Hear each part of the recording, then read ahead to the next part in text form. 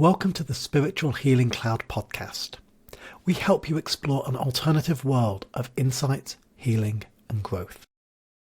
Good morning, everybody. Welcome to Spiritual Healing Cloud. I'm your host, Martin Pavion. I'm doing something a little bit different today. My last few podcast episodes have mainly been with experienced practitioners with a very niche healing modality.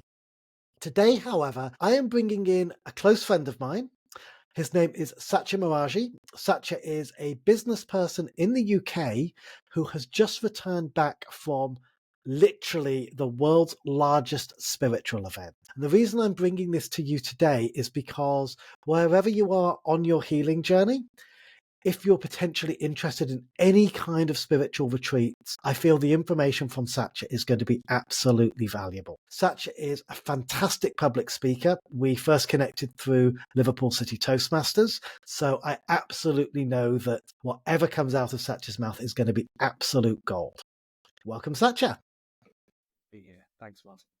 I'm going to be humble, and I'm not going to pretend I know very much about the Kumbh Mela festival. I have looked on Wikipedia and there is a load of information, but I figure that any listeners, any viewers, if they want the detailed stuff, they can go onto Wikipedia. Just for those of you who are listening and aren't actually viewing this, let's spell Kumbh Mela because it's a difficult one. Let me get it right.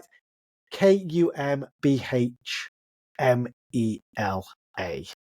I am absolutely blown away by how big this festival is. I'll pass things over to you, Satya, because clearly you know a lot about it. What is the Kumbh Mela pilgrimage? It's a spiritual gathering, as you mentioned, and the reason people go is for liberation. So if they're interested in sort of spiritual liberation, in Hinduism, there is a lot of talk of, rebirth and having to work things out for yourself. And, the more you need to work out, the more you'll sort of be reborn. And so that you've got more opportunities to figure things out. And the whole point behind liberation is that you kind of can end that cycle of constant rebirth and realize really your spirit. And so Kumbh Mela is kind of like a coming together of people who have got there, saints, holy people, sages, them, and then people that want to learn from them. Because a lot of these people that attend, they live their lives in isolation. A lot of the times they live up in the mountains, and many of them, not all of them, but many of them only come down and meet sort of normal civilization, if you like that phrase, during this time. And so this was not just a normal Kumbh Mela, this was a Maha Kumbh Mela. Maha in Hindi means massive or big or great. So Maha Kumbh Mela means that it's a particularly big event. So Kumbh Mela actually happens in 4 spots throughout India. It happens in Prayagraj, which is the main one, which is the one where I was. It happens in Ujjain, Nasik, and Haridwar as well. And it rotates between these 4 places every 3 years. And then every 12 years, you have the big Kumbh Mela, which is always held in Prayagraj. However, this one was the 12th of the 12th. So it's 144 years since they had the last big Maha Kumbh Mela. So 12 cycles of 12, which is why this was a particularly big event.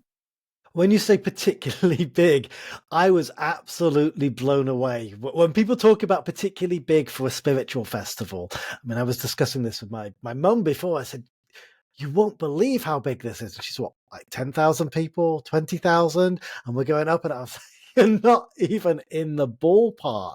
Yeah. What was the numbers? I mean, I've got my numbers from, I think, Wikipedia from the news or whatever, but you were there. Yeah. How many people showed up? I mean, I have the same numbers, and obviously when you're there, there's no way of being able to count everyone. You can only feel it and experience what's happening around you. But it's actually still going on now. It'll end on the 26th of February. It starts on the 15th of January, and throughout that time period, they would be expecting around 400 million people to have passed through the city, which is insane. Obviously, all 400 million people were not all there at the same time. I think the most that it got to was sort of 100 million. Between, it's very, again, very, very difficult to tell, between 60 to 100 million. That's a ridiculous range, isn't it? Absolutely, 40 yeah. million range. But, that's how many people were likely there on the big, most important days there. And the crazy thing was that there were people like myself, there were people who had stayed there for a long time. I went for 3 weeks because I didn't want to feel this pressure of, oh, I've got to do this, I've got to do this. And with how busy it is and everything, you might not get the chance to do everything that you want to do if you're only visiting for a few days, because there's so many people, so much traffic, and so over such a large area. But there were people that turned up for just a few days at a time, and they had to get everything done within those few days that they wanted to do. And it was quite sobering and quite humbling to see that, because the people that arrived for only a few days, most of those were just very simple village folk who quite clearly had traveled on foot for quite a long way because of the way the city is laid out, because of the amount of people, the amount of traffic. They were shutting roads off going out from the city so that it didn't get too congested. So sometimes when you were getting a taxi in, they would just drop you off outside the city, and then you'd have to walk sort of 5-10 miles into it with everything, with all your luggage, with everything. And it was difficult to understand where these people had come from, but these people were carrying their whole lives on their heads. You had them carrying rice, flour, food, clothing with their kids, and they were walking literally outside my camp. There was a really wide road, and for the whole day, the entire day, there were people just walking, completely filling up the road. They'd stop the traffic from coming in, and it was just this ocean of people sort of moving in. And it was quite a spectacle to see. And obviously with that many people, there wasn't enough accommodation. So for 2 or 3 nights, they were sleeping on the streets. I mean, it was really humbling, because I thought my facilities were basic, and they were, by our standards, by Western standards, really, really basic toilets. We had a seat. These guys, I don't know what they were doing. They did have toilets in the Kumbh Mela. They had the facilities to and the sewage facilities and stuff. These guys were sleeping on the ground. And it's winter in India at the moment. So although it can hit during the day 25 to 28 degrees, which I think is fine, and it's quite hot, during the night it drops to about 7 to 8 degrees. So these people were sleeping on the floor in sort of 7-degree temperatures. And it did get very, very cold. And what they were also doing, and what everyone does when they go to the Kumbh Mela, is go for a dip in the Ganges. If you're going for a dip, you generally tend to want to go quite early. So we were going at about 4, half 4 every morning, waking up, going for a dip, and then coming back and meditating. So these people, they would have been sleeping on the floor, waking up early, going for a freezing cold dip, and then not really having any roof over their heads. Just the only things they had was what they were carrying. So I think looking at that and seeing the devotion, and devotion is something I've not really understood. I've always kind of raised an eyebrow at devotion, and what does that actually mean?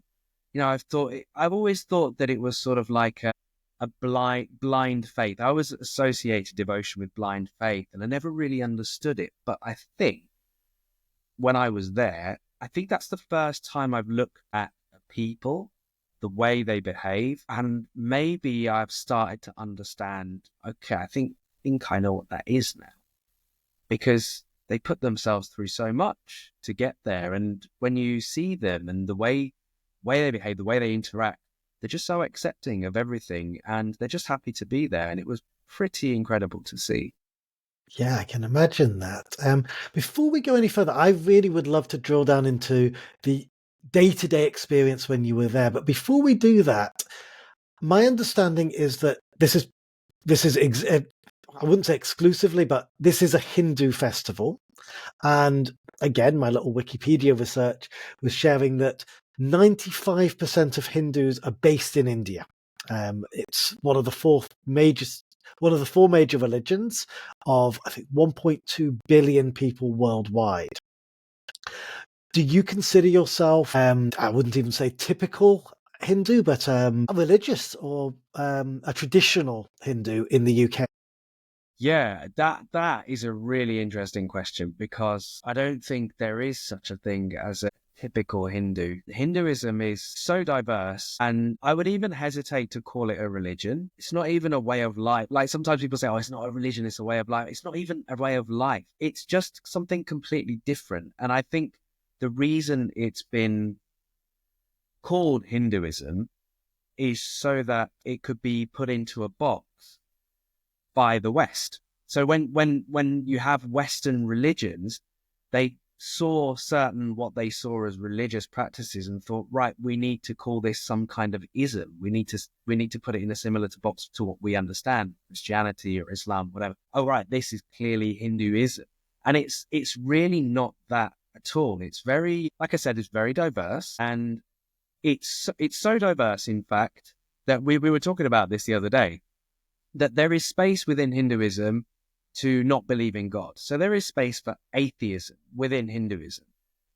In fact, the question of whether God exists or not is sort of, from a Hindu perspective, almost pointless. It's not actually that important whether you believe or you don't believe, which is also the reason why there has never been Hindu missionaries trying to convert people to Hinduism, because then there's no notion that you need to save anyone, because there's space for everyone, because there's an understanding that each individual person is on their own individual spiritual journey, and whatever they need to work out, they need to work out. Hence the reason why you get reborn.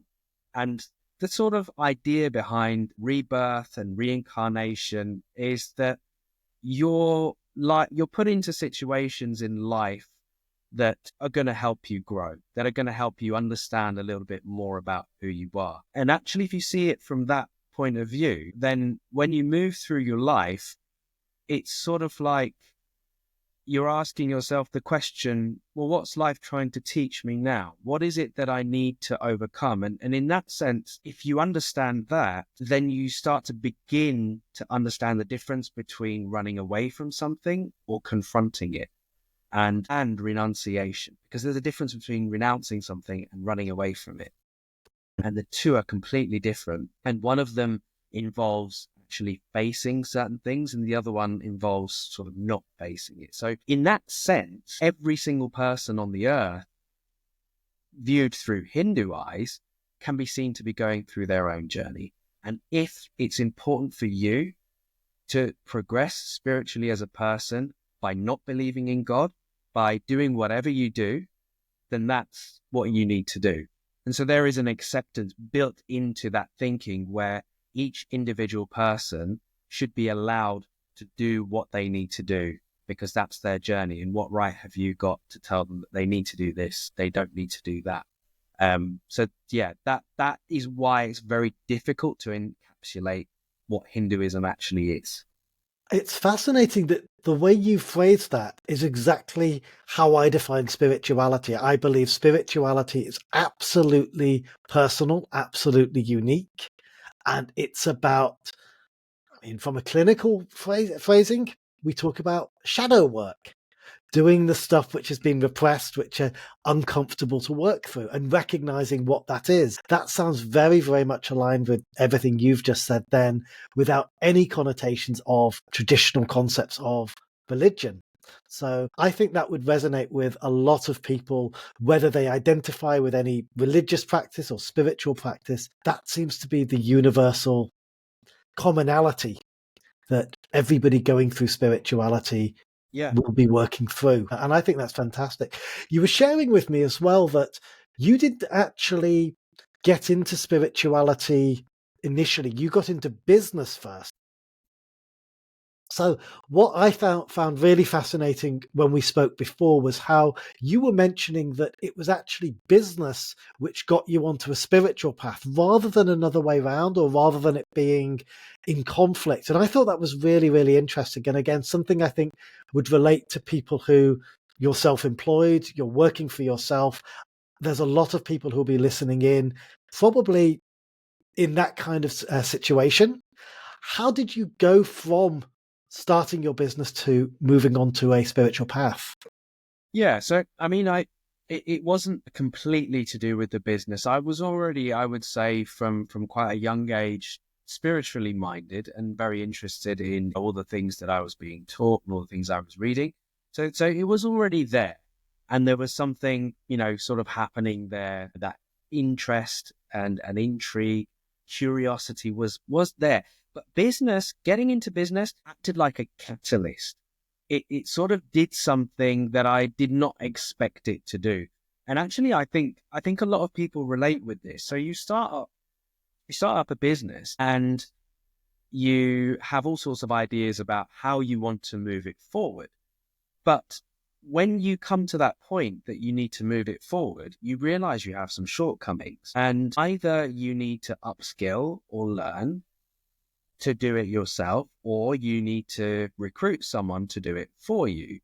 And whichever path you choose, you're choosing really to be a different person than what you were before, because to become, to get into recruitment, you really need to understand people, and you need to understand how to be clear. You need to then understand systems and processes so you can teach them how to slot into your business. Or if you're going to do it yourself, you need to learn that. And hence you come out of it having learned this new skill, and then you can apply it to your business. So whichever route you take, if you're looking to grow your business, you do actually need to become a different person at various stages. And that continues. That doesn't end. That's a constant thing that keeps happening. And so I started business thinking I would be going into it making a better life for myself, giving myself some financial freedom, which I have now. But what's really fascinating about it is that as I came across these obstacles, I needed to take a step back and think, but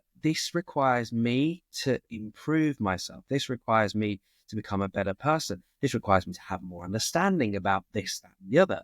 So as I went through this cycle, it started making me think more about myself. And as I became more self-reflective, there were various things that I started to do quite naturally from what business was teaching me about myself. And it led to me losing weight.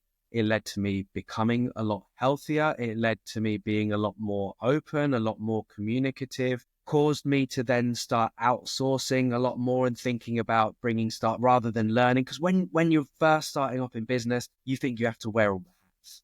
You have to be the accountant. You have to be sales. You have to be marketing. You have to be everything to everyone, operations. And there is an element of that in every startup business. Unless you're experienced and you already have a team that knows what it's doing, you do have to be that for a little while, and it does get to you. Unless you're willing to put up that the first time you've ever done business, then you won't get to the next stage. But after you've been through that, you realize enough is enough. I can't be everything to everyone. I need to start getting the professionals in here to take some of this burden off me so that I can actually have my sanity. And even in that's really important. Understanding that you need your space to do whatever it is you need to do, because then you can sort of start to reconnect with yourself. As soon as you get your first hire in, you're like, oh, this feels quite good. I never realized that I like actually going to sleep in the evenings. So, that whole process was I see it completely as a spiritual process. The whole act of starting up, growing a business, and it sort of made me start to think about what's possible for me, what's possible in this world, what's possible for me, what's possible for other people. Because at each stage, there just seems like there's a door, and then you open that door and there's something on the other side, which is amazing. And you think for a while, oh, this is great, I've got there. All of a sudden, another door turns up and you think, oh, what's behind this one? And I've opened so many doors now that I just think, right, just keep opening them, because it keeps leading to better and better things. So I don't know where it ends, but I'm just really happy doing that. And I actually read the book last year that you recommended, Martin. I have not actually spoken to you about this. I read this Surrender Experiment by Michael Singer, And it changed a lot for me. I was already on a spiritual path at that point. But when I read that book, there was a lot of things that I needed to hear at that particular time, which made a huge difference to my life. I'm really glad. It was a very life-changing book for me as well. All these ideas of you have to force things and being able to see the other perspective of that. Maybe I don't. Maybe I just need to be open and say yes to more things. And life flows a lot smoother when we stop blocking things as well. That's it. I after I read that book, I let go of quite a lot of things. So up until that point, I read that book last year, which was 2024. I had been in business for nine years, and I'd always had this idea in my head of, when you're offering a service to people, you need to create boundaries, because then they'll just keep taking. So you need to be very clear about, and of course you do. It makes logical sense. I'm not saying that you don't need to do that. But it was so stuck in my head that I was perhaps thinking of things too narrow-mindedly. So I read that book and I just started letting go of all these ideas of, when you're a service provider, you need to create boundaries. I started talking to my clients and asking them what they were after. And in my initial sort of knee-jerk, which I managed to hide, my initial knee-jerk reaction was, shit, can't do that. That's just going to be too much. That's going to be too much work for us. That's going to do this. That's going to do that. I don't really want to do that. I'm really not sure about this. This person just wants to take. What do I do? I sort of managed to quieten that side of me down. And outwardly, I was just like, yeah, okay. I was like, yeah, okay. I think we could do that. Yeah, okay, I think we can do that. And I just started listening more, not to what they were saying. I started listening more to what life was telling me, because it's bigger than that. It's bigger than just the client. It's more what life was telling me. So it was a practice that I adopted during, when I was running my business, but it's also a practice I adopted in general life. So coming to Toastmasters, delivering a speech, we need a speech for this. Okay, yeah, I'll do it. Because I felt like it was like maybe life was talking to me and saying, yeah, you need to give that speech. And a lot of crazy things happened around that time. I was not in a good place financially. I'd just gone through a terrible period with my previous business where I had effectively lost it to someone who bought majority shares and had reneged on every single agreement, leaving me with absolutely nothing. So around May last year, I was in a position where I didn't know where the money was coming from. I didn't know what my staff were going to do. They didn't know what they were going to do. But I read that book around that time, actually. So it came at a very important point. And I said to my staff, sort of, when we were ending things and when I had I had no job, they had no job, I just said to them, look, I'm pretty confident I can find you work. So bear with me. I will definitely find you somewhere to work. And I was reading that book at that time, and I just started talking to people that I had dealt with in business that I had a good relationship with and that I treated them well over the years. And then I got a couple of referrals. And the referrals were actually magically just enough to make sure I could pay my staff, to keep them under an umbrella and keep them in work. And I was like, thank God, because I had spent 6 years training them. And a big loss for me would have been to have sort of said, right, off you go, find your own work.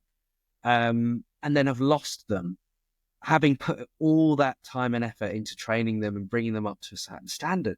So I was able to retain them and pay them their wages. And then one of the clients that I was saying loads of yeses to said to us that in one of our meetings, which I completely wasn't expecting. So I deal with holiday rentals and short-term rentals, and we were managing 14 of their holiday rentals in Liverpool. It was a block of 14. And they called me into a meeting and they said to me, I thought this was going to be a branding meeting. I thought we were going to talk about brand rules and what are you about and what are your values and all that. So I had all these notes written down. Called me into a meeting and they said, we really like what you're doing with our 14. We've got 52 around the corner. Would you like to manage those? And I was like, yeah, okay.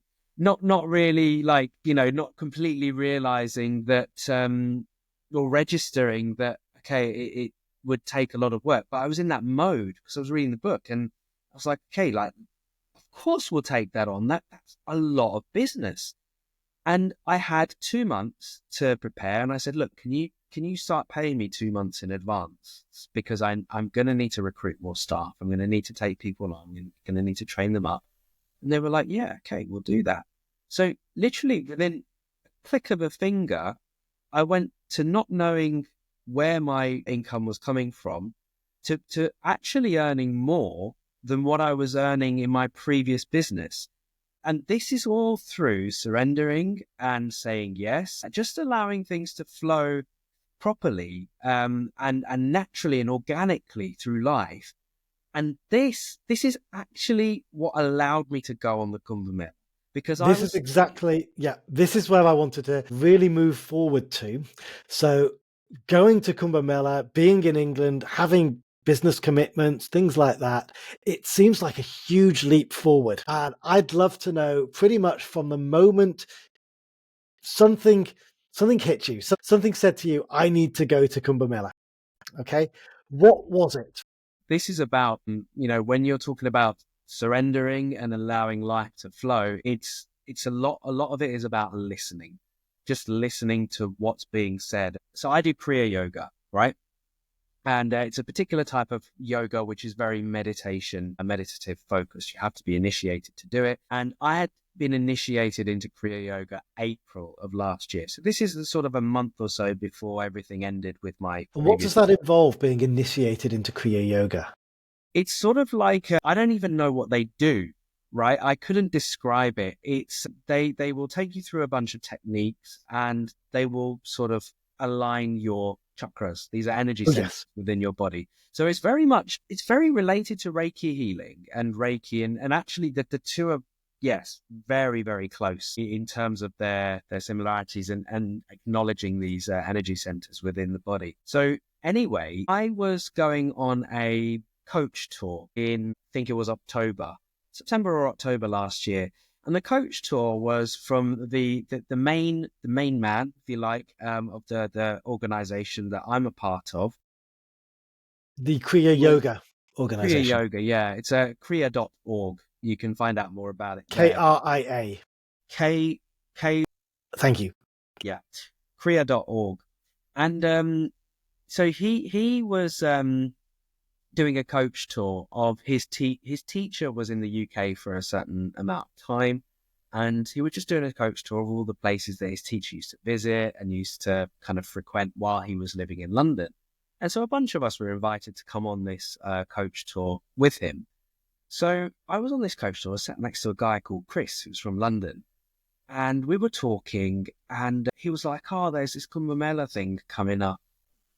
And it's like, yeah, because I'd heard of this. I heard this a long time ago. Channel 4 actually did a documentary series when there was a Kumbh Mela on years and years ago, and I was in secondary school at the time. And it was really interesting. That's the first time I'd heard of it, and first time we had conversations about it in my family. And I'd always wanted to go. But he brought it up in sort of October time, and he was saying, yeah, it would be really cool to go, but I'm not sure if I could really make it. And I said to him, yeah, I'm not sure if I could really make it either, because, I've just started with all of this. And by the way, by this time, hadn't got the additional contract from the previous clients that I was servicing to say that we'd won these 52. So at that time, I was sort of like just ticking things over. And I just said to him, look, it would be great to go, but I just don't think I can go either. Don't think I can afford it. And then a month later, we landed the contract. I landed another contract as well, which was like a 3-month contract, which effectively doubled everything that was coming in. So now I had not only income coming in, but I also had like a big buffer. I had like a chunk of money coming in as well. And as soon as that came in, I was like, I'm going to the Kumbh Mela. because at the same time, my mum was touring around India. So she turned 69 while she was doing it. And she went away traveling on her own for 3 months. And I told her, look, I'm thinking of going to this Kumbh Mela. She said to me, yes, go, but why don't you come and join me for 2 weeks while I'm in Gujarat? And then I was thinking, yeah, why don't I do that? So what turned, initially started off as a sort of, all right, let's go to this Kumbh Mela thing for a couple of weeks, turned into a traveling plan where I was in Gujarat for 2 weeks, looking at loads of family history and cultural history from where my family comes from, Gujarat in the northwest of India, to this entire traveling thing where I was doing that to start off with and then going to the Kumbh Mela afterwards. So almost out of nothing, it came about. And it was from people suggesting it to me rather than me thinking, why don't I do this? Spiritual Healing Cloud is proudly sponsored by my own business, Guided Healing. Join me for profound unscripted hypnosis sessions to explore past lives, connect with your higher self, gain insights and experience physical and emotional healing. Learn more at guidedhealing.ltd. What I'm curious about, let's say somebody else in the UK wanted to go to Kumbh Mela and they wanted to go just to the festival without seeing your family. I'm sure as lovely as your family would be. How much would it cost, including, let's say, flights or something like that as well? Just a rough kind of amount. The return flight was about $1,000. And this was during winter, so it's in quite low season. It's a long haul flight. Usually it would cost, in summer, I think it costs a lot more than that. So I went during Indian winter time, so $1,000. It's the same time every Kumbh Mela festival, isn't it? I know it's not every year. Is it every 6 years? Well, it's set on the lunar calendar and it would be every 3 years that they do one. So I can't remember where the next one is now. I think it's either in Jain or Nasik. Around the same time of year. But again, as you get to the next 12-year one, because it's based on the lunar calendar, I think it would move up. I think it would be a little bit late, slightly later on. Yeah. So about £1,000 UK for the flight. How about transportation and the cost of actually being at the festival? So the cost, it depends on who you go with. And this is the thing. When you're going to the Kumbh Mela, there's many different camps. So I mentioned I was part of an organization that does Kriya Yoga, and they set up their own camp and they decided what to charge. So actually there wasn't any charge for it. I didn't have to pay anything to be there. All I needed to be was an initiate of Kriya Yoga. However, they did ask for donations and they said, look, if you can spare donations, this is how much we would like. Of course, I had the money, so I was able to donate. I think I stayed there for 3 weeks and it cost me £600, which is wow. Okay. good. Yeah. And that's including all food and lodgings. That's everything. Yeah? That's everything. Yes. Three meals a day and accommodation, everything. But I didn't have to pay that. I could have paid half that. I could have paid a quarter of that if I wanted to. If it was within, it's means. If you have the means to do it, then you spend it. But different camps will decide different things. So it's sort of, if anyone wanted to go, you'd have to sort of have a little look into which camps are turning up and where, and do they have accommodation. Then you'd have to get in contact with those organizers rather than going to the main Kumbh Mela organization. I'm sure there are, and they were government subsidized places for local people. I think it was something crazy. I don't want to guess. I think it was like 20 rupees a night, which is 20p.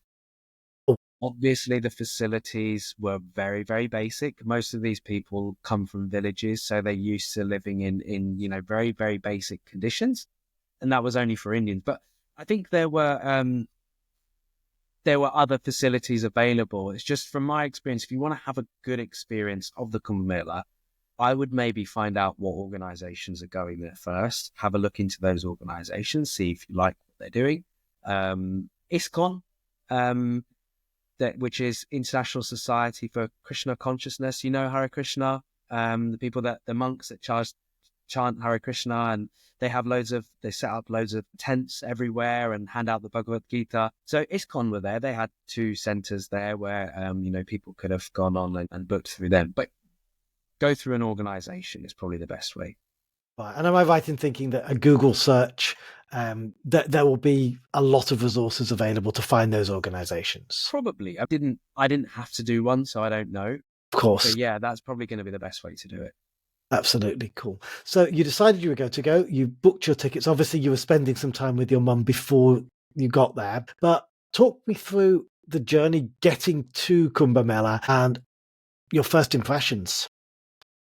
So I landed in Prayagraj Airport after a delay in Lucknow. So I had to get a connecting flight from Lucknow to Prayagraj. And then once I was there, I had to get a taxi from the airport. Now, we booked it through the airport. Well, when I got there, they had a taxi stand and I booked it through them rather than going outside. And this is something that you have to do whenever you're traveling around India. India is a crazy place. It's not for beginners. I would only go there if you've been traveling around quite a lot, and especially if you've been traveling around Southeast Asia or even any African countries, because then you will at least have some experience of things working as they should work. Because in India, nothing works as it should work. The trains are always delayed. The taxi drivers will say one thing and do a completely different thing. Whatever your travel plans are, or whatever your plans are in general, will be scuppered by something. And you just have to be ready for that. And you have to have sort of patience for it as well. And just realize that, look, that's just the way it is. Let go. Let it just happen the way it needs to happen. And so How straightforward is it to get around only speaking English? I think it's okay. I think if you're speaking to like officials, then you'll be all right. When you start speaking to local people, it's better if you understand some of the dialect, but many of them will have very basic English. So you may be able to get by just by, like if you want an orange, you can just point at it. Like that'll work in any country, right? Or you could just say orange and just hold your hand up like that. And they'll probably know what you mean. So generally, it's all right. But I do think like you should understand the language a little bit before you go. I did a bit of Duolingo before I went for a couple of months beforehand. And that definitely helped me. I was able to understand, more so understand what people were saying rather than being able to speak the language. Right. Okay. And so you got a taxi to Kumbh Mela, which obviously it's vast. It's something like 40 kilometers or something like that 40 over square those four. kilometers it was over. Yeah, Yeah. Yeah. that's right. It was huge. And I was reasonably lucky because when I went, it wasn't that busy. And You so went early, is that correct? yes, I went a bit early. I was on the 15th of January. I went over to Kumbh Mela. And so the 14th was the first big day. And I landed on the 15th. And so, but at that point, there weren't that many people there. So I actually managed to get dropped right outside my camp. For other people, they were not so lucky and they had to get dropped outside the city at what they call the tent city. So it's a tent city because at this time of year, the Ganges recedes and it leaves like a bank, a really long bank. And so all the tents and everything was like a temporary city which was set up, which will all disappear underwater in the next few months. So that's where most of the people were during the Kumbh Mela. And they had, I think, 40 or 60 bridges, floating bridges, they called them, because Prayagraj actually is set up in two halves. It's split by the river Ganges and the river Yamuna. And so they had all these floating bridges. And it's actually quite a big city. You don't realize how big it is until you're there, so that people could get from one side to another. But what was crazy about it was that you didn't know whether or not they were going to block off this bridge or that bridge or create a one-way system. This is the police, by the way. They did all of these things depending on what was happening on the day. And they would close roads off and they would, and you didn't know which ones they were going to do. So it's just a case of, if you think about it, if 100 million people are going to be in one place at one time, there does need to be a degree, of course, of planning. But in India, you can't overplan anything. It's one of those places. It's the most heavily populated country in the world, the most densely populated country in the world. And then on top of that, add that there's going to be 100 million people visiting on a certain day or a few days. It's absolutely unprecedented because it's 100. first in 144 years, like it's never been done. So you have to give up quite a wide berth, and you have to be quite understanding that, yeah, they are going to make some random decisions and close this road off, close that one off, and say, no, you can't do this, no, you can't do that. Because they're just dealing with insane numbers. I mean, no one in the world, it's the largest spiritual gathering in the world. It is the largest gathering, period, in the world. You can see images of it from space. So, that's how big it is. And yes, you can forgive them for a little bit of randomness on their walkie-talkies. Right, I think we need to do this. I think we need to do that. I think we need to do that. So getting there, I would say, if you want to go, plan way in advance. I would say try and stay for a little bit longer and go and depart when it's not that busy. So what you want to be looking out for is when the main bathing days are. So either side of a bathing day, you want to avoid. And then anytime you want to, so if you want to arrive outside of those days, perfect. Depart outside of those days, also perfect. You try and do it on or around the bathing days, you're asking for trouble. And was it what you expected? First impressions? Yes and no, actually. I thought there would be more sort of stimulation from it. What do you mean by stimulation? I thought there would be more. So I went to a camp where the primary focus was to deepen meditation practice.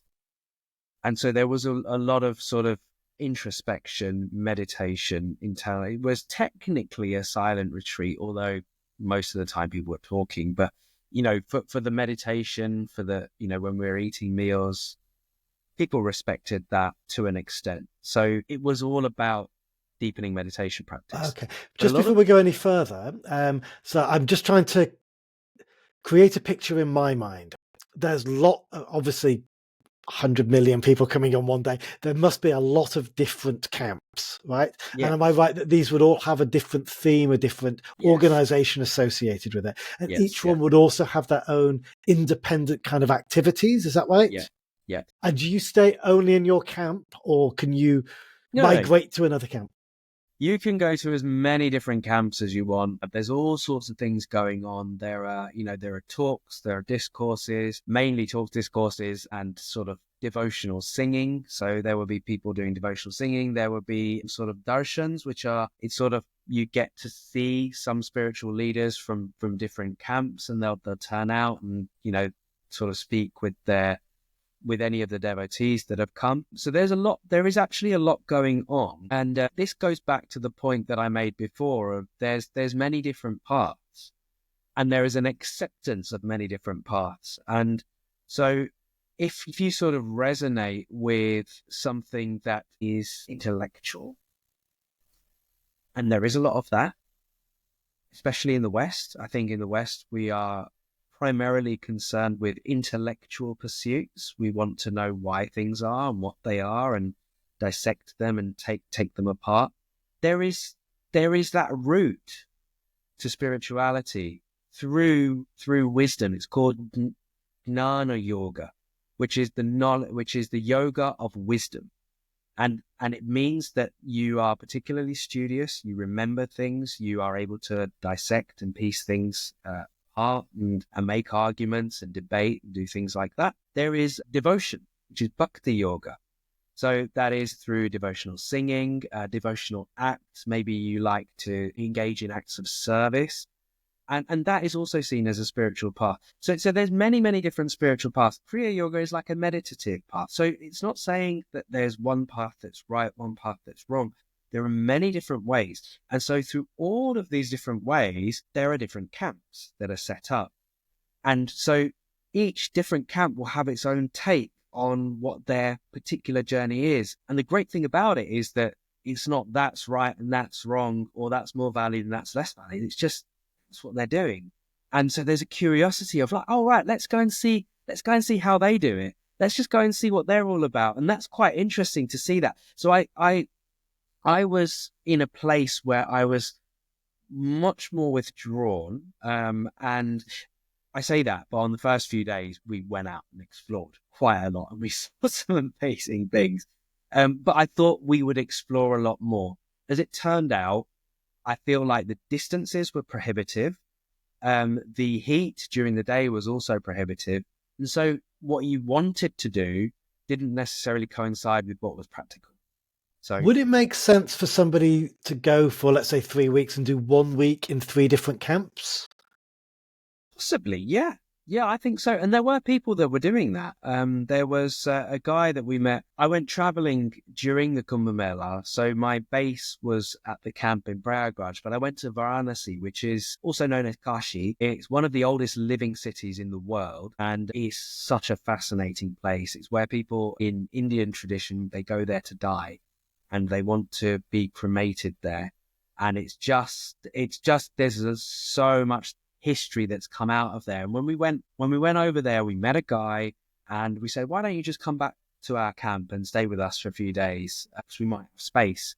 So he came back, stayed for one night. Then he went off and he went to another couple of camps. I think he ended up staying there for 4 or 5 nights, just going between different places. And a lot of it, you can rock up and just say, have you got space? Ask them, if they want any money or anything, what's the charges, and just see how it is. And a lot of India is like that. India is kind of, it's very free. That's one thing I picked up. And the thing with freedom is that it comes with danger. The more free you are, also the more in danger you are. And India is it's very dangerous. There's hardly no health and safety there. But within that, there is a certain freedom, and people sort of more or less do what they want. And there is that element of don't overplan. And that's also the reason why things go wrong. Don't get me wrong. That's incredibly frustrating, especially for someone coming from the West, and which is why I say India is not for beginners. But yeah, if you can embrace that and embrace the whole, right, don't make too many rigid plans, and you can just sort of walk up and say, right, have a conversation with these ones. Can I do something here? Yes, I can. Okay, cool. It's very much open to that sort of attitude where you're just allowing life to take over. I'm not like that yet. I'm not completely there. I'm only learning. I'm learning to surrender a lot more, but I like to make plans. I like to know where I stand with certain things, but who knows where I'll be in a few years. But certainly going through the country, you learn that. I imagine it's a very peaceful festival, with it being a spiritual festival. Did you feel it was friendly? Who were the kind of people you connected most with when you were there? Were they Westerners? Were they native Indians? Both. And peaceful, yes, peaceful in the sense of the sentiment, but not in the sense of noise, because it was really noisy, really, really noisy. And this is another thing about the diversity of Hinduism, is that there is sometimes this notion that being spiritual and doing spiritual things, you need to withdraw. For certain things, that's true. Having your own peace and having your own space to reflect, very important part of spirituality. But the flip side of that is that it's also really important to get stuck in and get involved. Involvement without attachment is very important. And this is a key message, not only in Hinduism, but in Buddhism, in Jainism, anything that comes from that sort of like the Hindu compost. These religions have come out and they're very, very closely related. It's this idea of non-attachment and non-identification. So involvement, putting yourself out there, really just getting stuck in without tying what you're doing to your identity, without thinking this is me and this is how I should be seen and this is how the world should see me, just doing things for the sake of doing them and getting out and involved. And when you take that sort of sentiment and then you apply it to what people were doing there, you can understand why things were so noisy, because there were people really getting involved. There were people singing their hearts out everywhere you went on the loudspeakers, and even, and that's the spiritual activities, but it's like that on the roads. It's like that in the markets. People are very loud, very vocal, and you could almost say from our point of view, rude, but people don't see it like that there. They just they let it pass through them and they just get on with it.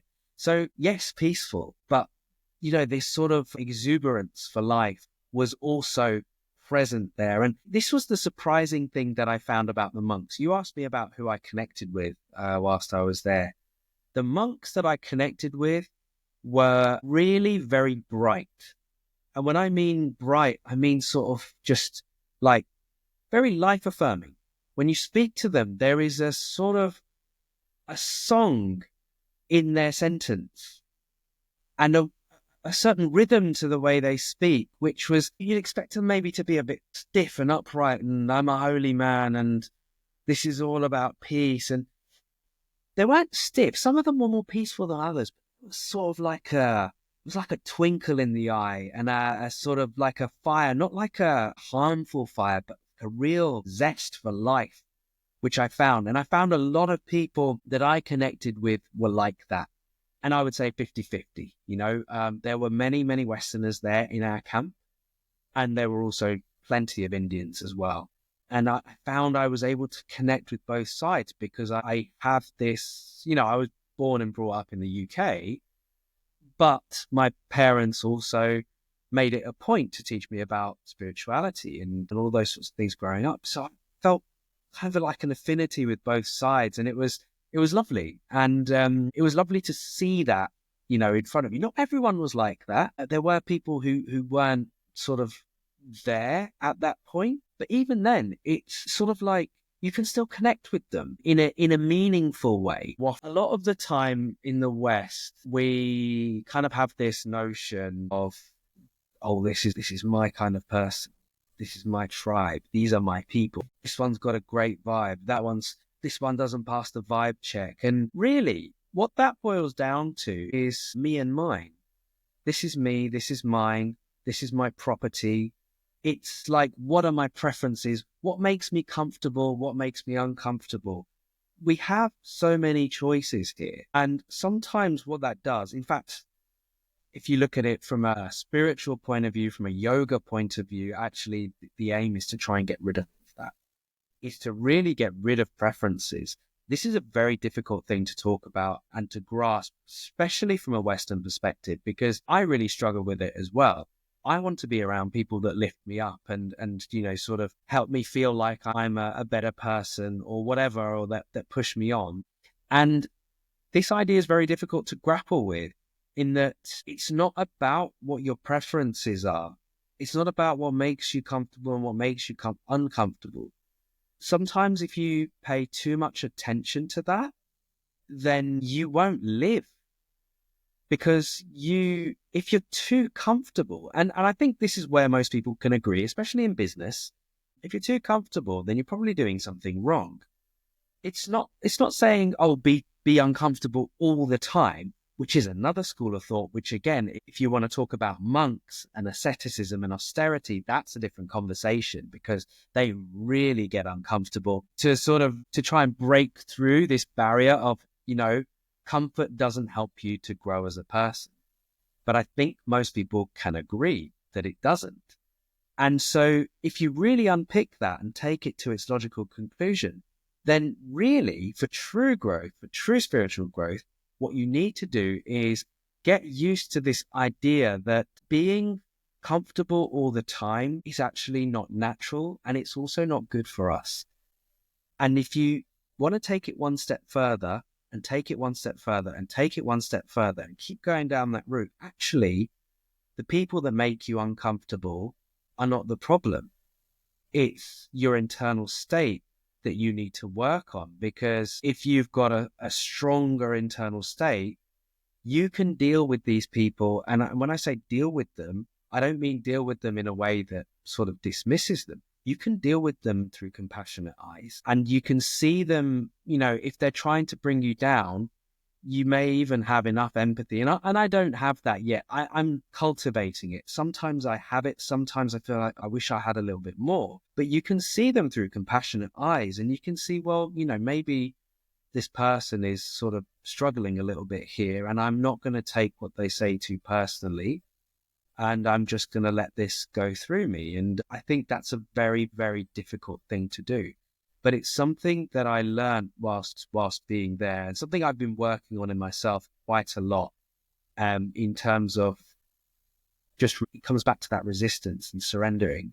So yes, I met loads of bright and exuberant people. I met some people who were downers, for want of a better word. But all of that, both the sort of people that I liked and the people that I thought, I'm having a bit of difficulty with you, they were both part of my spiritual progress. Because whenever I was in an encounter, I was thinking, how can I change myself so that I can be more compassionate and that I can see this person for who they truly are, rather than, what is their best self, rather than me just seeing this surface that's annoying me. Because I probably have some issues there as well. The reason it's triggering me is because I have some internal stuff that I haven't worked out as well. Everything was like a spiritual practice. Absolutely. I think that's one of the things, isn't it? It's life is all about taking responsibility for our own interpretations. And that can be really uncomfortable. It can be very easy in life, taking a victim mindset, blaming others, being dependent on our external environment. But the one commonality, the one consistency is how we process things. And it's that's a really unfortunately important point. It's this idea of responsibility. Responsibility is something that really is not understood very well and not grasped. When something happens to you that is outside your control, it's your responsibility to deal with it. If it's a really bad thing that's happened, it's still your responsibility to deal with. It's not your fault, but it's your responsibility. Then there's a big difference. People conflate responsibility with fault. It's not your fault. Something bad, terrible happens to you in your life, not your fault.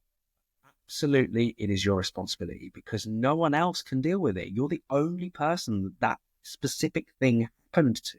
So you're the only person that can then deal with it and take things forward. Like, how else could it be any other way? Yeah, absolutely spot on with that.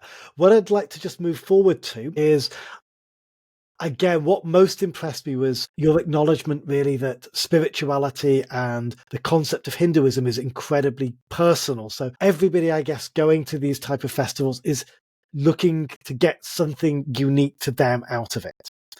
How about you, Satya? So I know you were there for 3 weeks. I assume that every day varied, but could you talk me through, let's say, a 24-hour period from the moment you wake up? What's the kind of things that you were doing? Yeah, so like I said before, I was in a camp for Kriya, which is someone that practices Kriya Yoga, and we did a very specific thing. So it would vary from camp to camp, depending on what you were doing. And so we would wake up at around 4 o'clock in the morning. And What would wake you up? Would it be the sound of birds? Would it be somebody No, shouting? someone went round with a bell. But I mean, I had my alarm to wake up, but there was a guy going around with this little annoying bell Okay. to wake everyone up, saying, right, get ready, get ready, get ready. So we'd wake up, and then around 4, then we would get ready. So we'd sort of, clean ourselves, clean our teeth, put our kind of day clothes on or whatever. Then we would go to the bank of the river Ganga, or the Ganges. When you say clean yourself, did you have showers and Yes, we basins? did. We had like sort of tap, bucket, and cup. Or was this mixed gender? Or was it you were only with men? Separate genders, men's side and women's side. Were you able to mix during the day, or was it Yes. segregated? Yeah. Good mix during the day. For meditation and for toilet facilities, it was kept separate. So meditation on separate sides of the room, which is quite a common thing actually in India. You'll see that in most places of worship. So we'd get ready at around 4 o'clock, at 4:30 on the dot. We would then leave our camp to go and bathe in the Ganges, go for a dip. And so we would dip in this really cold water, 7 degrees water. Is it dirty? I've heard rumors. Yeah, I was going to So say. it is, and it's like it's one of the most polluted rivers in the world. But I think also it depends where you go for a dip and whereabouts it is. So if you were to go for a dip in Varanasi, for example, everyone's doing all of their household stuff in that river in Varanasi. If you're in Prayagraj, it's a little bit different because it's a smaller city. It's not as densely populated. Yeah, but a lot of people were bathing in it. So you can expect it to be polluted. But, covering our mouths, covering our ears, and just going in for a dip.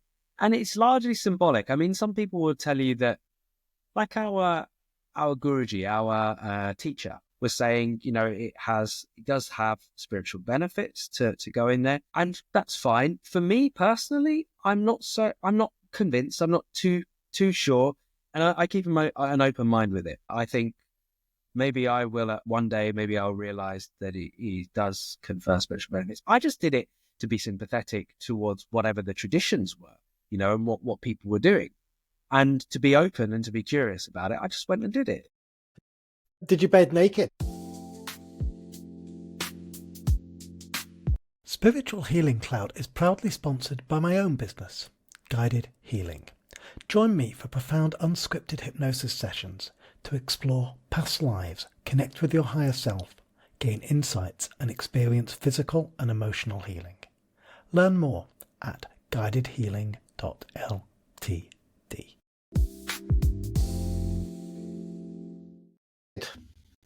You could if you wanted to, but I was like just with boxer shorts. This was mixed with men and women together. Yes. So, but we would, like, our camp, there were 400 people at the height of it in that camp. And so we would kind of separate it and be like, look, men do it here, women do it there. So we would create a separation. So yeah, we were going in, and you can absolutely go in naked. And it's one of them things, again, it's about understanding that this is a spiritual thing, and that it's more about understanding the spirit and not being too concerned about the body, not being too concerned about what our external appearance is and our external image is. So yes, could do, but I just went in with pants because I'm not quite there yet, I think, publicly flaunting my bits. Right. It's not for Could me. be a spiritual experience for everybody else around you. Yeah.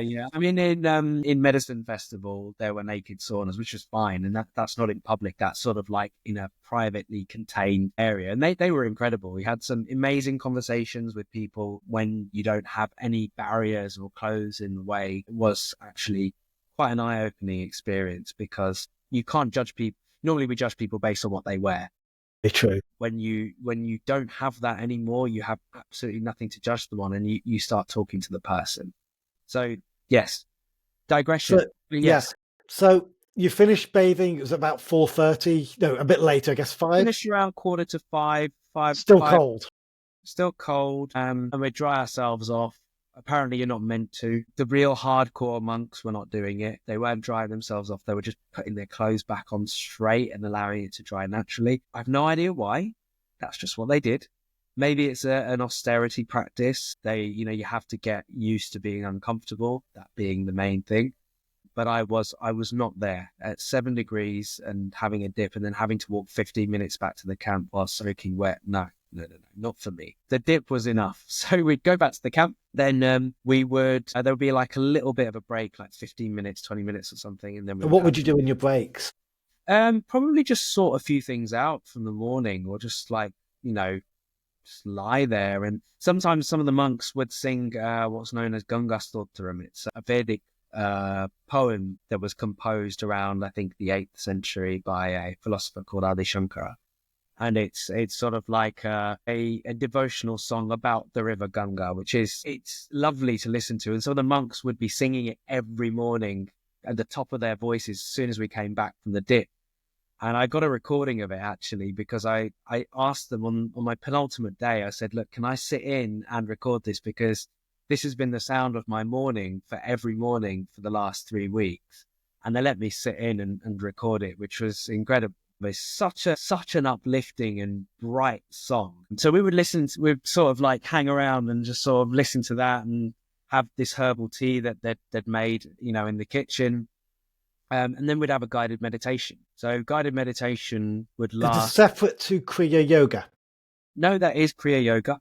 I mean, they called it guided meditation for the purposes of the notice, but it was Kriya Yoga, yeah. And so they would do that, and that lasted for about an hour and a half.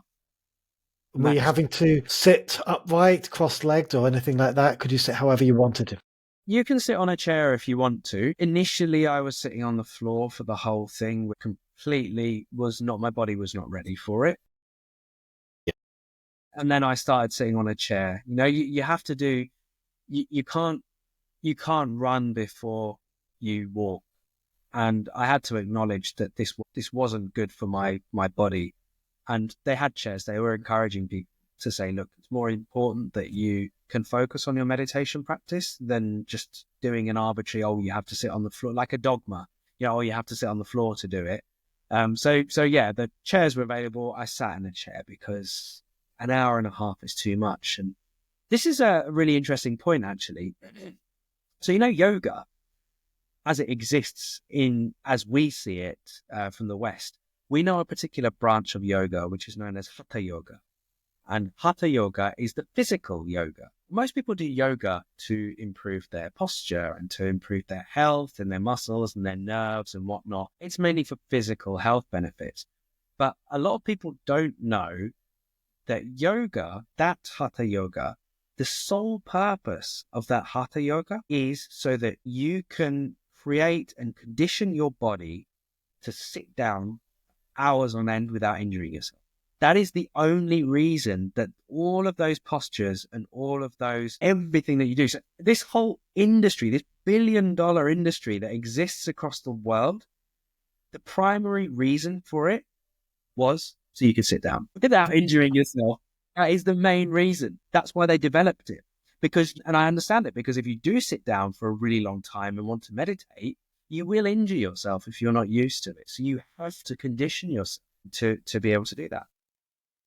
Yeah, I do remember I did a silent meditation retreat last year as well. And that was about 90 minutes of silent meditation, and just the collective wave of groans as people kind of got themselves up afterwards. And then, all the cricks in their neck and the back. Yeah.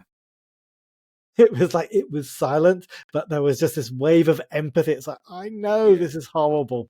And it took a long time to get through that. So I'm not there yet. Before we go any further, there's just one thing which is just on the tip of my tongue. It was when you mentioned that you woke up with your own alarm and you recorded the monks in their song. Were you using a mobile phone? Were you taking photos? Did you have Wi-Fi or? Didn't have Wi-Fi. I got like an Indian SIM with 60 gig on it for a month.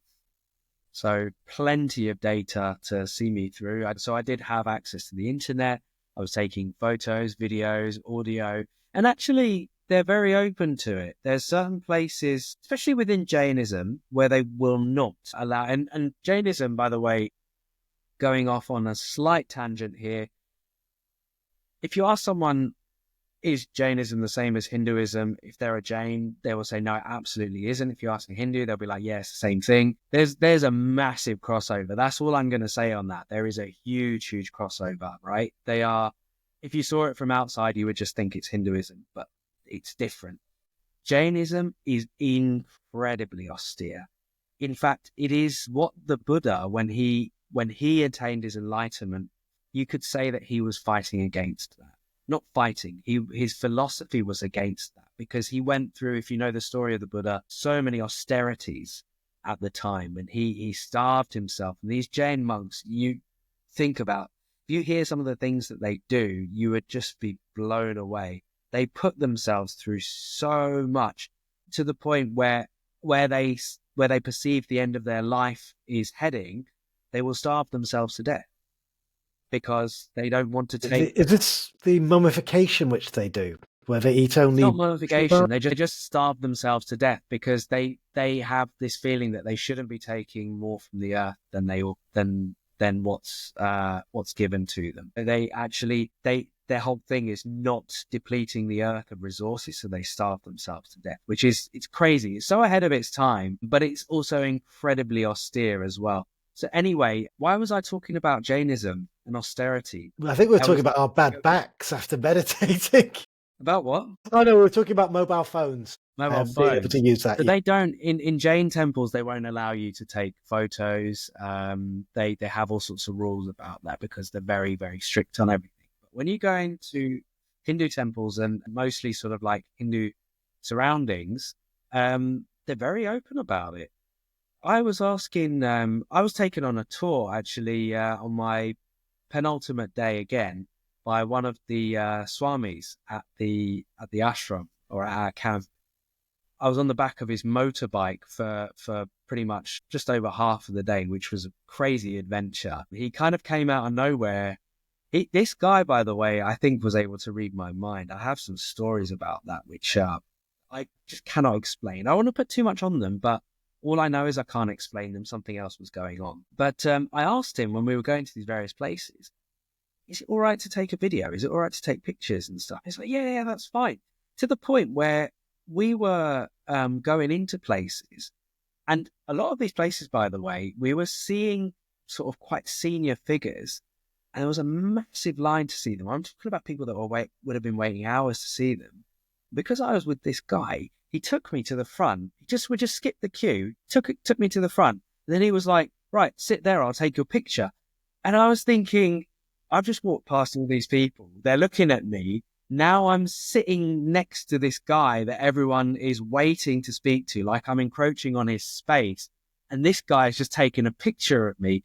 But as we were going through these places, he seemed to be very well known. You know, a lot of people knew him, and he must have been in his mid to late 70s, and he was initiated in 1985, which is coincidentally the year I was born. He's been doing this for a very long time, and so he must have been around and been about quite a lot.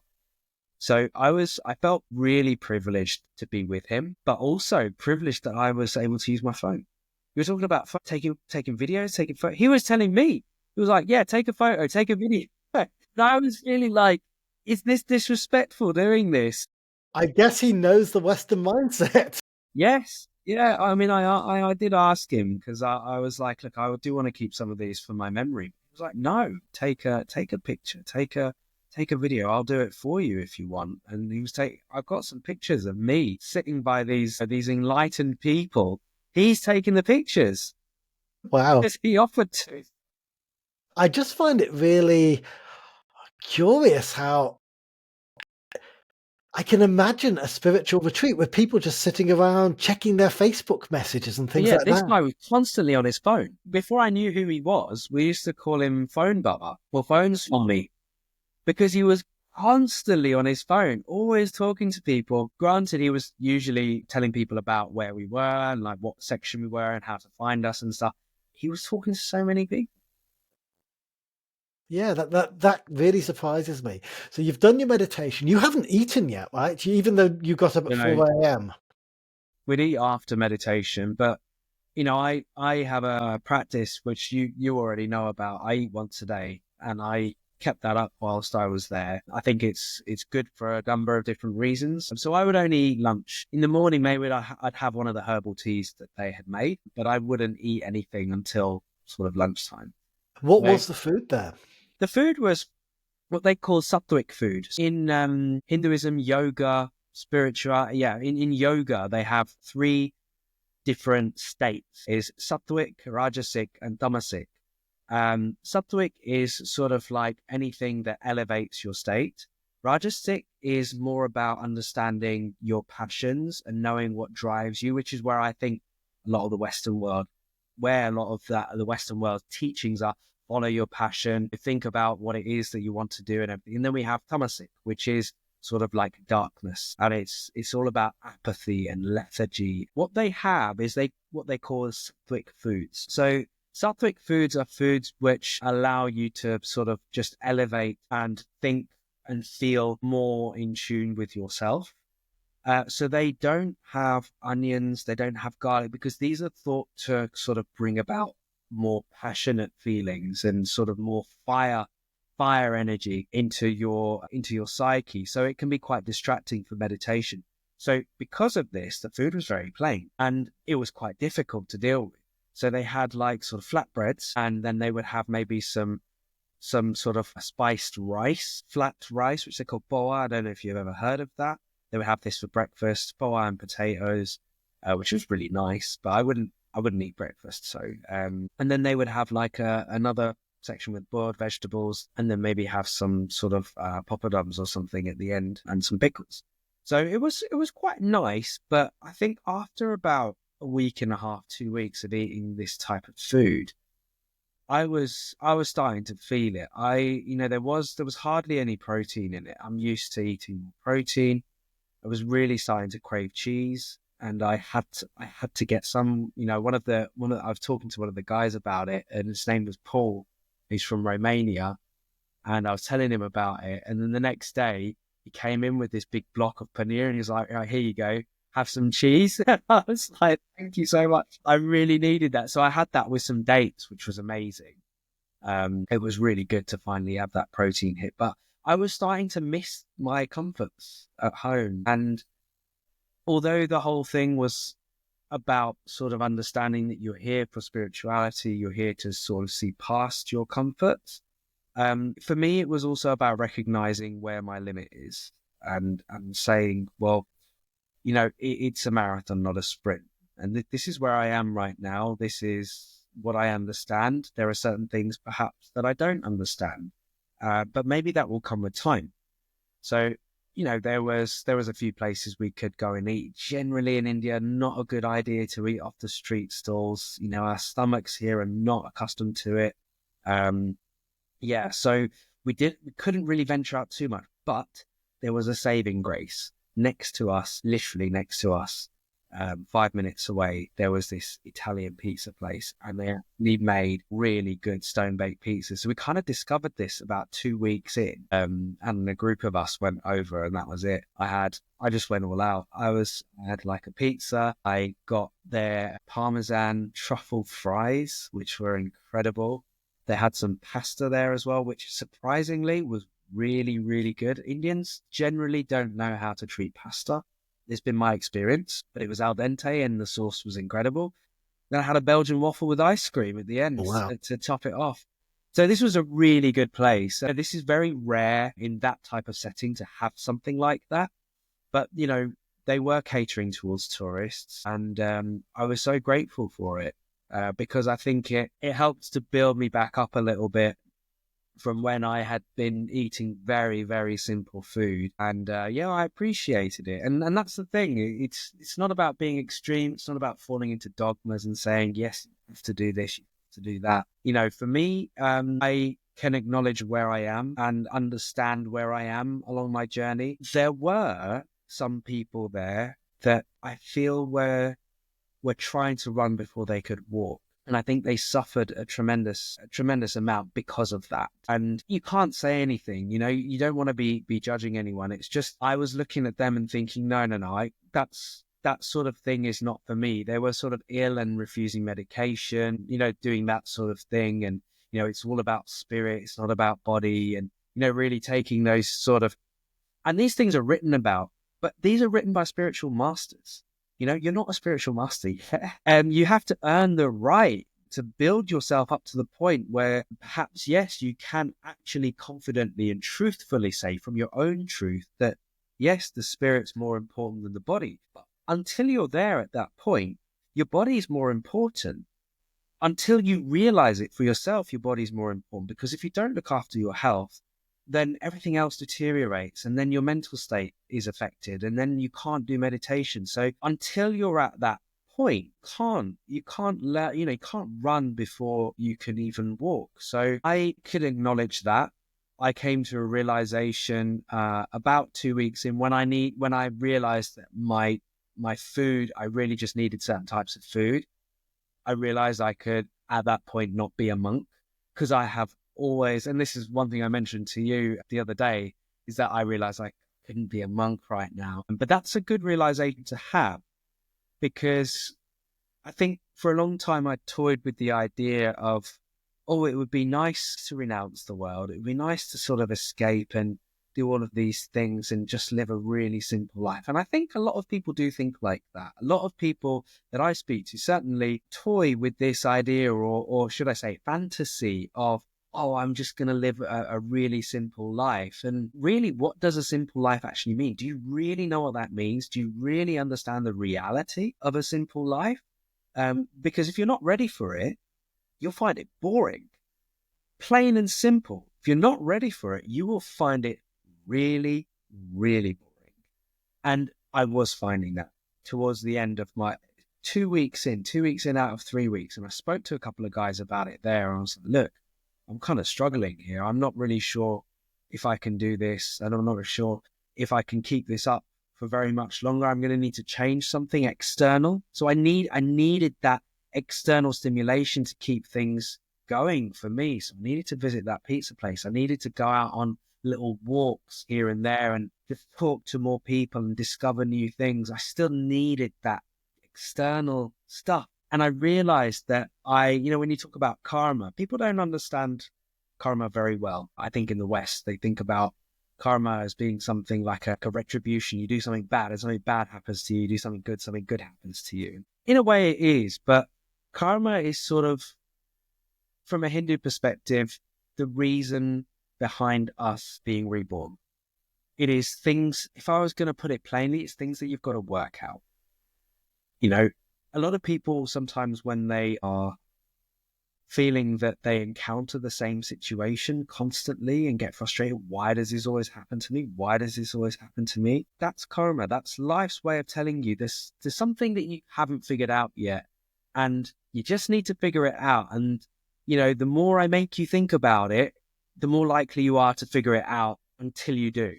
But if there's anything ever sort of repeating itself to your frustration, that is karma. That's something you've got to figure out for yourself. And in that respect, I realized I still have a lot of karma to figure out in this life, in the rest of my life, where I have things that I want to achieve. And there are certain desires I have for myself, for my material success, for my relationship success, houses, cars. I'm not ashamed to admit it that, all of these things, I want them. I want more of them. And until I get them and then realize that they're not for me, if I ever do, then I can't renounce them. Because what exactly am I renouncing? I'm not renouncing anything. I'm just running away. And that's the difference. You have to have it first before you renounce it. So I came to a very strong realization of where I am in my journey, spiritually speaking, and that there's a lot more that I need to figure out in this material world, and that it kind of strengthened my resolve to just go out and get it and do it as quickly as possible. And that was a great realization to have.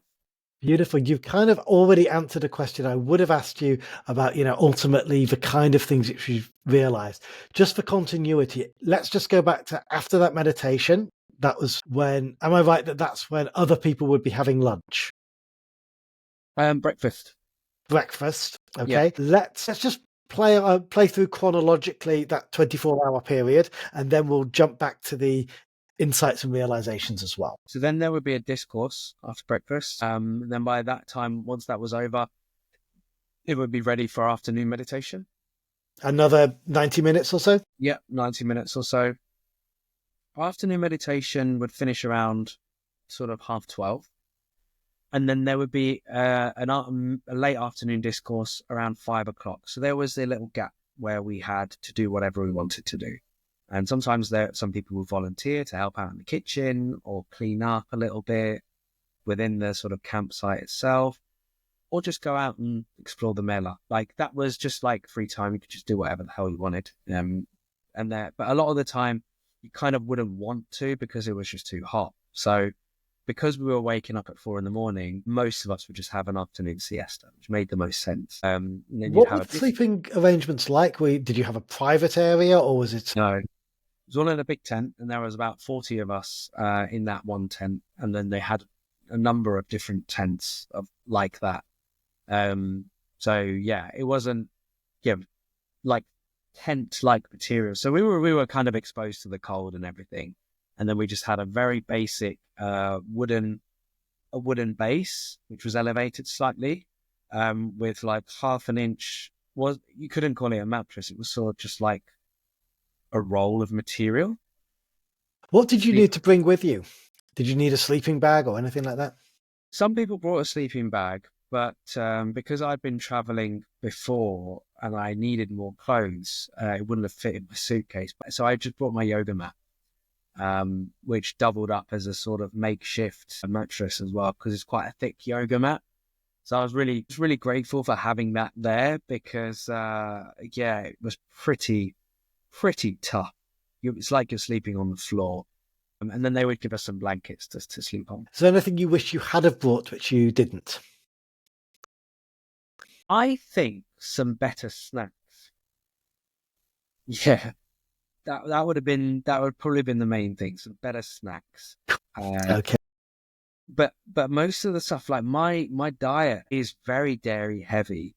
Although there was some dairy there, dairy in India is expensive, and transportation and logistics was extremely difficult for the camp to manage.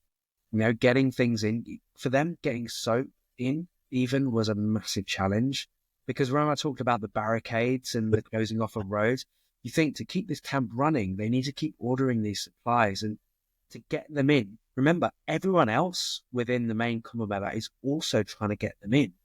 So for them to even get food in was really difficult. So they had to stick with the absolute basics. And that's also one of the reasons, practical reason, why there weren't any or many luxuries there, in terms of food. So Yeah. I would probably bring one or two more luxury items with me from a food perspective, for those rainy days, or when you're feeling, which you will inevitably, especially if you're going for 3 weeks, you will feel a little bit homesick, or you'll feel like, oh, I just could really do with this. I could really do with some more salty, because they didn't even salt the food.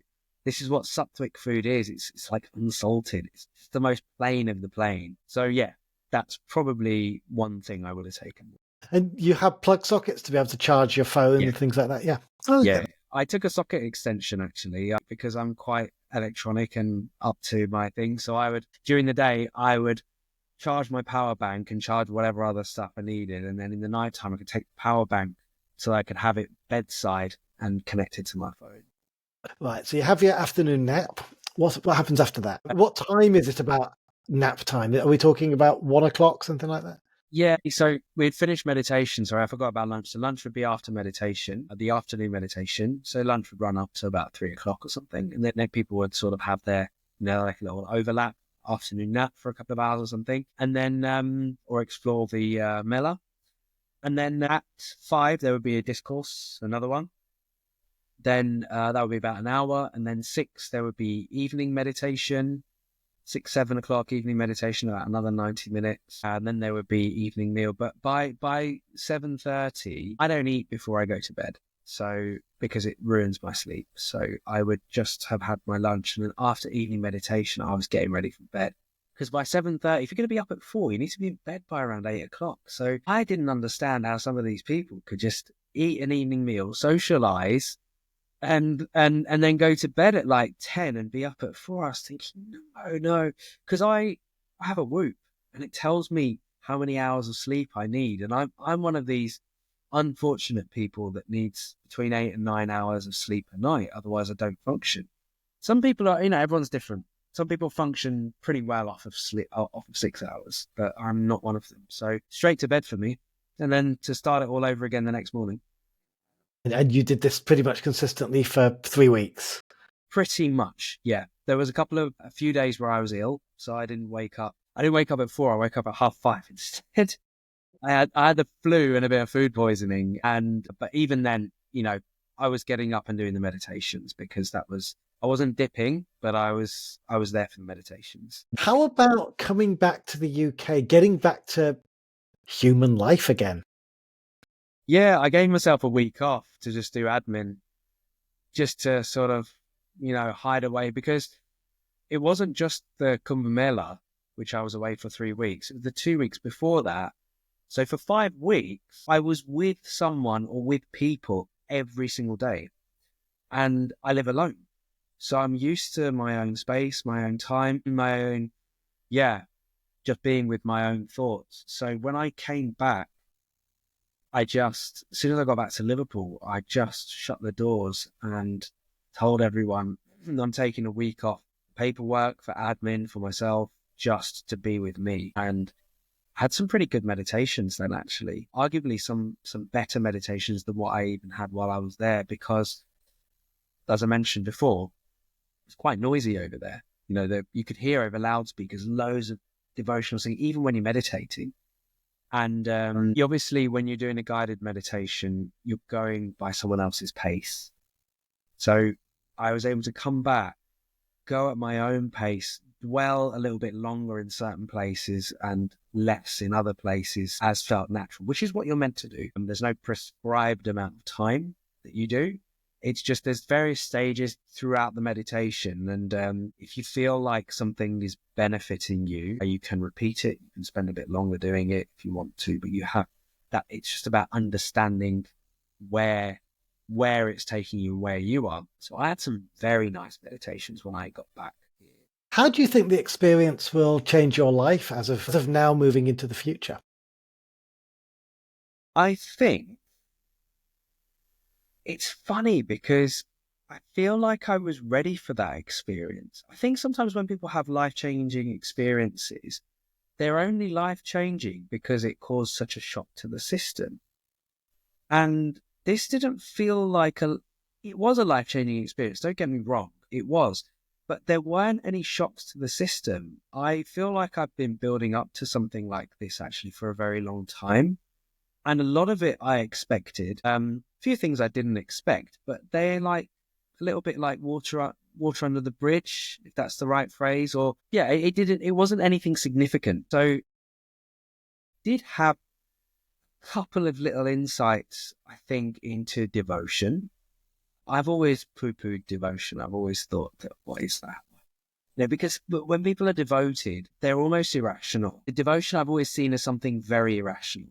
And it is. It absolutely is. And they normally are fixated on a deity or person, and all their energy goes into something that's external. That's something I've never really understood. I feel like I sort of started to understand really what it means. I think I always understood, but I'd just never really been comfortable with it. I think I started to become a lot more comfortable with it, and I want to explore it more. I want to explore what does devotion actually mean, because I think it can be incredibly powerful. Yeah, absolutely. Do you think you would consider doing more spiritual retreats again in the future, either the same one or different ones? Or would you say that once in a lifetime is enough? I would definitely this is not the last time I'm doing it. I would definitely do them in future. And I think, I think it's important in the beginning. It's important to sort of see where you are with things and try to mix and match and try a few different things. But I think if you find something that's working for you, then you should be steadfast in it and stick with it. Because a lot of these meditations, and this is not something that I know or that I realize for myself. So caveat is that this is not my advice. This is what I've been told, is that a lot of these meditations are energy meditations, and that if you mix them too much, you're confusing yourself. And so you should try and stick to a path and stick. If you find it's working, just stick to it. What's the need to go and try this and try other things, and try and do everything all at once. Having said that, I am curious about Vipassana, and I do want to try it because I've spoken to many, many people that do Kriya Yoga, and having done Vipassana, and they come to Kriya Yoga and they say, my Vipassana makes a lot more sense since I've been doing Kriya Yoga. It makes a lot more sense. I think I understand a lot more of what I was doing in Vipassana. So I sort of want to go the other way. I'm intrigued to understand what Vipassana is. I do understand intellectually, but I mean experientially, I want to understand what it is. And also Reiki, because again, it's very, very similar. But I don't think I would go to the extent of regularly attending or regularly sort of pursuing those routes. I think what I want to do is stick to what I'm doing and further my practice, because I think in furthering my practice, what I've realized is that there's more subtle things that I realize about my life and how it could be better just through the art of practicing and reflecting and meditating. And you can only make a change in your life when you're ready to make a change. And the point where you're ready to make a change is the point where after you have reflected and you've had enough reflection time to do that. You mentioned earlier that I don't drink anymore. And I think it's been 2 years now, a couple of years or so. I can't remember. I'm not counting, I haven't done the sober thing and counting down. And actually in my head, I still tell people that I'm not completely dry. I might still drink. In fact, last year I had 1 sip of Prosecco at a wedding, just to toast a friend's wedding. But even that, after I had it, I thought, what was the point in that? Because it didn't really do anything. Why was I having it in the first place? But with that happened very organically. It happened because around the time I stopped, I wasn't getting very good sleep. So when I stopped, I started getting better sleep. And because I was getting better sleep, I was waking up better in the mornings.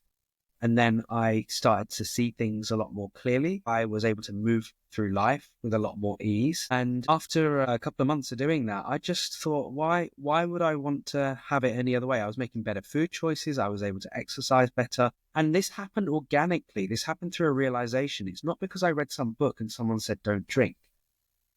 It didn't happen because someone else told me, don't drink. It didn't happen because I just thought, now I don't want to drink anymore even. It happened because I noticed certain things and I came to a realization. I think this is a really, really important point. There is a difference between intellectually knowing something and actually realizing. Realization is based on experience.